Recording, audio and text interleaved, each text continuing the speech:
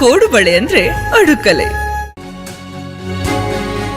ಸೋನಂ ವಾಂಗ್ಚುಕ್ ಉಪವಾಸ ಸತ್ಯಾಗ್ರಹ ಅಂತ್ಯವಾಗಿದೆ. ಜ್ಯೂಸ್ ಸೇವಿಸಿ 26 ದಿನಗಳ ಉಪವಾಸ ಸತ್ಯಾಗ್ರಹಕ್ಕೆ ತೆರೆ ಎಳೆದಿದ್ದಾರೆ ಸೋನಂ ವಾಂಗ್ಚುಕ್. ಆಸ್ಪತ್ರೆಗೆ ತೆರಳಿ ಜೆಪಿ ನಡ್ಡಾ ಹಾಗೆ ಜಿತೇಂದ್ರ ಸಿಂಗ್ ಮನವೊಲಿಸಿದ್ದಾರೆ. ವಾಂಗ್ಚುಕ್ಗೆ ಜ್ಯೂಸ್ ನೀಡಿದ್ದಾರೆ ನಡ್ಡಾ ಹಾಗೆ ಜಿತೇಂದ್ರ ಸಿಂಗ್. ವಿದ್ಯಾರ್ಥಿಗಳ ವಿರುದ್ಧ ಕ್ರಮ ಕೈಗೊಳ್ಳದಂತೆ ಷರತ್ತನ್ನು ಕೂಡ ವಿಧಿಸಲಾಗಿದೆ. ಕೇಂದ್ರ ಭರವಸೆ ನೀಡಿದ ಹಿನ್ನೆಲೆ ಉಪವಾಸವನ್ನ ಸಾಂಪ್ರದಾಯಿಕ ರೆಸಿಪಿ ಮತ್ತಷ್ಟು ಬೇಕೆನಿಸುವ ರುಚಿ. ಕೋಡುಬಳೆ ಅಂದ್ರೆ ಅಡುಕಲೆ. ಅಂತ್ಯಗೊಳಿಸಿದ್ದಾರೆ ಸೋನಂ ವಾಂಗ್ಚುಕ್. ನೀಟ್ ಅಕ್ರಮದ ವಿರುದ್ಧವಾಗಿ ನ್ಯಾಯ ಬೇಕು. ಮುಂದಿನ ದಿನಗಳಲ್ಲಿ ಅಕ್ರಮವನ್ನು ತಡೆಗಟ್ಟುವಂತಹ ನಿಟ್ಟಿನಲ್ಲಿ ಕೇಂದ್ರ ಸರ್ಕಾರ ಮುಂದಾಗಬೇಕು ಅನ್ನುವಂತಹ ನಿಟ್ಟಿನಲ್ಲಿ ಏನು ಉಪವಾಸ ಸತ್ಯಾಗ್ರಹವನ್ನು ಮಾಡ್ತಾ ಇದ್ರು ಸೋನಂ ವಾಂಗ್ಚುಕ್. ಆಸ್ಪತ್ರೆಯಲ್ಲಿದ್ರು. ಈಗ ಸದ್ಯ ಆಸ್ಪತ್ರೆಗೆ ಜೆಪಿ ನಡ್ಡಾ ಹಾಗೆ ಜಿತೇಂದ್ರ ಸಿಂಗ್ ಭೇಟಿ ಕೊಟ್ಟಿದ್ದಾರೆ. ಅವರ ಮನವೊಲಿಸಿದ್ದಾರೆ. ಜ್ಯೂಸ್ ಕುಡಿಸುವ ಮೂಲಕವಾಗಿ ಉಪವಾಸ ಸತ್ಯಾಗ್ರಹವನ್ನ ನಿಲ್ಲಿಸಿದ್ದಾರೆ, ಅಂತ್ಯಗೊಳಿಸಿದ್ದಾರೆ. ಇದು ರಾತ್ರಿ ಆದಂತಹ ಘಟನೆ. ಕೊನೆಗೂ 26 ದಿನಗಳ ಬಳಿಕ ಉಪವಾಸವನ್ನ ಕೈಬಿಟ್ಟಿದ್ದಾರೆ ಸೋನಂ ವಾಂಗ್ಚುಕ್. ಒಂದ್ ಕಡೆ ಪ್ರಧಾನಿ ನರೇಂದ್ರ ಮೋದಿ ಅವರು ಕೂಡ ವಿಡಿಯೋ ಮಾಡಿ ಸ್ಪಷ್ಟನೆಯನ್ನ ಕೊಟ್ಟಿದ್ದಾರೆ. ಯಾವ ರೀತಿ ಕ್ರಮ ಕೈಗೊಳ್ಳಲಾಗುತ್ತೆ, ತ್ವರಿತ ಕೋರ್ಟ್ ಅನ್ನ ಮಾಡೋದಾಗಿ ಕೂಡ ಭರವಸೆಯನ್ನ ಕೊಟ್ಟಿದ್ದಾರೆ.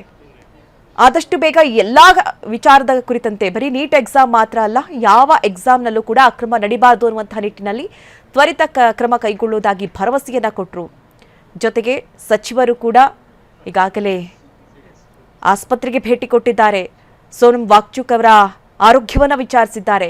ಜೊತೆಗೆ ಉಪವಾಸ ಅಂತ್ಯಗೊಳಿಸುವಂತೆ ಮನವಿ ಮಾಡಿದ್ದಾರೆ. ಜ್ಯೂಸ್ ನೀಡುವಂತಹ ಮೂಲಕ ಜೆಪಿ ನಡ್ಡಾ ಹಾಗೆ ಜಿತೇಂದ್ರ ಸಿಂಗ್ ಅವರು ಈ ಉಪವಾಸವನ್ನು ಅಂತ್ಯಗೊಳಿಸುವಂತಹ ನಿಟ್ಟಿನಲ್ಲಿ ಪ್ರಯತ್ನ ಮಾಡಿದ್ದಾರೆ.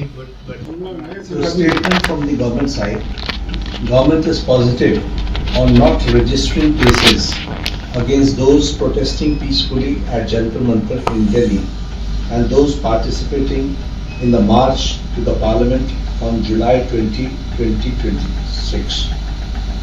The government has already assured threadbare discussions to find solutions to paper leaks and educational reforms for exams in the Parliament. Besides, the government is also positively considering suitable compensations for the suicide victims of recent NEET paper leaks. ये हमारे side से है और आपके side वाला आप पढ़ेंगे या पढ़ने की जरूरत नहीं है. Just that I'm grateful that the government has shown sensitivity towards the children who have been victims, towards the youth who were peacefully protesting on those dates. And that holds the ruling party and ಕೋಡುಬಳೆ ಅಂದ್ರೆ ಅಡುಕಲೆ.